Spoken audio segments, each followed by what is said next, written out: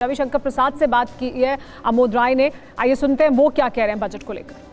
सबसे बड़ी बात है कि युवा संवाद जो प्रधानमंत्री ने किया था, जो उनके द्वारा बात कही गई काफ़ी उसमें दिखाया गया। युवा भारत की स्किलिंग, उनकी एस्पिरेशन, कॉर्पोरेट मित्रा, टायर 2 टायर 3 सिटीज़ में और एंटरप्रेन्योरशिप को, उद्यमशीलता को आगे बढ़ाना, तो बहुत पूर्ण बजट है जिसमें इंफ्रास्ट्रक्चर है, मैन्युफैक्चरिंग को बहुत आगे बढ़ाया गया है, एसएमईज के लिए बहुत काम किया है, काम करने की बात 2047 का बजट है माना जाए। ये विकसित भारत का बजट है और बहुत ही आज उत्साह करने वाला है। ट्रंप के टैरिफ को जवाब इस बजट का आपने देखा क्या? ये बजट भारत का है और भारत के विकास का है, ये टैरिफ को नहीं देगा। कितना नंबर देंगे? नंबर देना आपका काम है। धन्यवाद। चलिए। और इस पर आज के बजट पर मिलिंद देवड़ा क्या रिएक्ट कर रहे हैं वो भी देख लीजिए। देखिए, सबसे पहले जो विश्व में जो माहौल है, जो जियोपॉलिटिकल राजनीतिक माहौल है, जिस प्रकार से कुछ देश भारत की अर्थव्यवस्था को एक प्रकार से कमजोर करना चाहते हैं, मैं मानता हूं कि 3 बहुत महत्वपूर्ण थीम्स थे इस बजट में। सबसे पहला कि जो छोटे और ईमानदार जो करदाता है, टैक्स पेयर्स हैं, उनको इससे बहुत रिलीफ मिलेगी।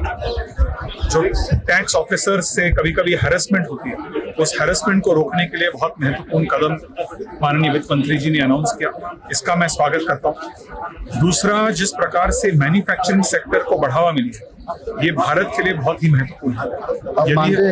जो ट्रंप मैं बता रहा हूँ, और छोटे जो इंडस्ट्रीज हैं उनको मैन्युफैक्चरिंग हब्स बनाने के लिए जो वित्त मंत्री जी ने अनाउंस किया, इससे बहुत सारे लोगों को रोजगार दी जाएगी, खास करके जो असंगठित वर्कफोर्स है उनको रोजगार मिलेगा। हमारे साथ कांग्रेस पार्टी से गोकुल बुटेल भी बने हुए हैं। गोकुल, आपने सुना जफर इस्लाम को, वो ये कह रहे हैं कि इस वक्त सरकार के पास एक गुंजाइश थी कि वो लॉन्ग टर्म क्या देखना चाहते हैं, किस तरफ देश की अर्थव्यवस्था को ले जाना चाहते हैं, उसके लिए अहम कदम उठाएं और वो उठाए गए हैं। सरकार खर्च भी कर रही है, इन्वेस्टमेंट भी बढ़ा रही है, इंफ्रास्ट्रक्चर में भी सरकार इन्वेस्ट कर रही है और तमाम उन क्षेत्रों में भी इन्वेस्ट कर रही है जिसमें कि सरकार देखती है कि भारत की अर्थव्यवस्था का भविष्य है, चाहे वो सेमीकंडक्टर हो या बाकी और तमाम क्षेत्र हो। वो आपको क्यों ऐसा लगता है फिर कि सरकार ने कुछ नहीं किया है और इसका कोई असर नहीं होगा?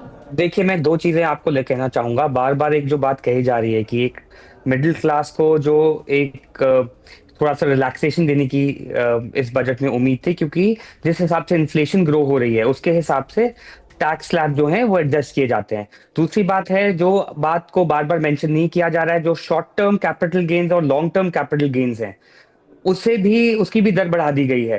तो ये भी एक जो मिडिल क्लास है उस पे एक जो है एक्स्ट्रा बोझ डाल दिया गया है। बार बार बात हो रही है कि ये ग्लोबल सिटी को देखते हुए जो है ये बजट दिया गया है।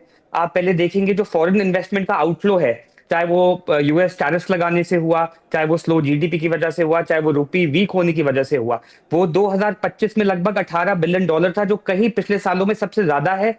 और 4 बिलियन की इन्वेस्टमेंट ऑलरेडी एफपीआई जो है वो सर्च कर चुके हैं, हिंदुस्तान के बाहर इन्वेस्टमेंट जा रही है।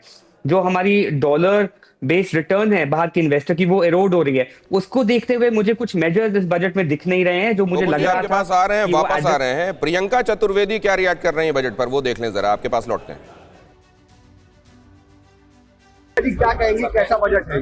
डिसअपॉइंटिंग बजट है। मेरी भी इस बजट से बहुत अपेक्षा थी।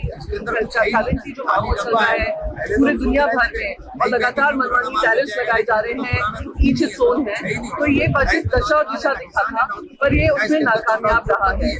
आप ये सिर्फ मैं ही नहीं कह रही हूँ, हमेशा हमसे कहा जाता है, देखिए स्टॉक मार्केट में कितनी उछाल आई हर बार, मोदी जी हो या निर्मला सीतारमण जी हो, हमें वही कहते हैं स्टॉक मार्केट देखिए वो लोग कितना खुश है, सारे सेक्टर्स डाल रहे हैं, निफ्टी गिरा पड़ा हुआ है, तो दिखाता है कि जो दिशा दिखानी चाहिए देश को वो दिखाने में ये नाकामयाब है। आम जनता को भी कोई राहत की सांस नहीं। तो इसको 3 या 4 से ज्यादा नहीं, चतुर्वेदी हाँ उन्होंने टेक पे ध्यान दिया है, हाँ उन्होंने एआई पे ध्यान दिया है, पर जो इम्पोर्टेंट पॉलिसी इनिशिएटिव्स होते हैं कि इकोनॉमिक रिफॉर्म जो प्रधानमंत्री बोल रहे थे वो मिसिंग पाया।